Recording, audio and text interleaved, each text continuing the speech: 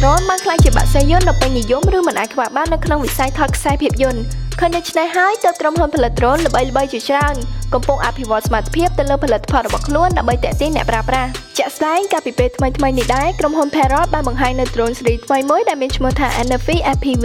វាជាប្រភេទ drone ដែលអាចភ្ជាប់ជាមួយឧបករណ៍ VR handset និង smartphone ដែលដំណើរការដោយ iOS និង Android តាមរយៈខ្សែ USB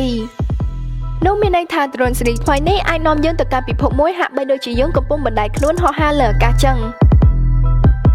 រីឯលក្ខណៈសម្បត្តិវាមាន sensor ទំហំ21 megapixel កម្រិត aperture 2.4 និងទំហំ focal length 23 mm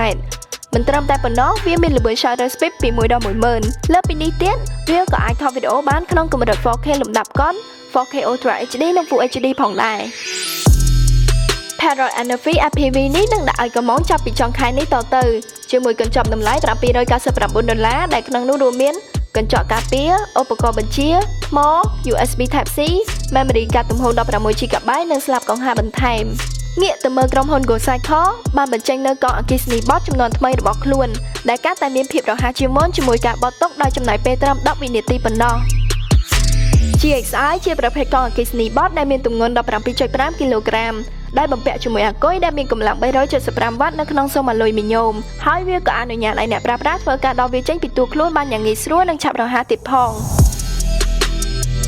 អ្វីដែលកាន់តែពិសេសទៀតនោះគឺថាកង់នេះអាចរត់បានក្នុងល្បឿនខ្ពស់បំផុតដល់ទៅ32គីឡូម៉ែត្រក្នុង1ម៉ោងនេះសម្រាប់នៅសហរដ្ឋអាមេរិកតែនៅលើទីផ្សារប៉ែកខាងអឺរ៉ុបវិញវាអាចរត់ក្នុងល្បឿនខ្ពស់ជាងនេះដល់ទៅ40គីឡូម៉ែត្រក្នុង1ម៉ោង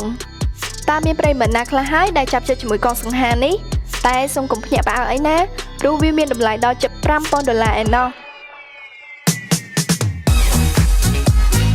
ការក្តារត្រចៀកឥតខ្សែ Steel Series Artist 1ត្រូវបានផលិតយ៉ាងពិសេសសម្រាប់ Nintendo Switch អ្នកស្នេហា gaming ដែលតែងតែចូលចិត្តលេង game លើ Nintendo Switch ប្រកាសជាបានដឹងច្បាស់ហើយថាវាមានការលំបាកយ៉ាងណាក្នុងការស្វែងរកកាសឥតខ្សែដែលមានគុណភាពល្អសម្រាប់ប្រើប្រាស់ជាមួយវាដូច្នេះរឿងទាំងអស់នោះលែងចោលជាបញ្ហាស្មុគស្មាញទៀតហើយ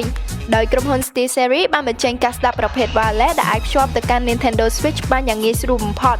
ព្រោះថាវាបានភ្ជាប់មកជាមួយដុំ Bluetooth receiver ប្រភេទ USB-C ចេញពីប្រអប់ស្រាប់តែម្ដងលើពីនេះទៅទៀតអ្នកក៏អាចនៅតែប្រើប្រាស់កាសនេះបានបើទោះបីជាយក Nintendo Switch ទៅភ្ជាប់ជាមួយ dock ក៏ដោយព្រោះថាវាក៏បានបន្ថែមមកជាមួយដុំ Bluetooth receiver ប្រភេទ USB-A ផងដែរ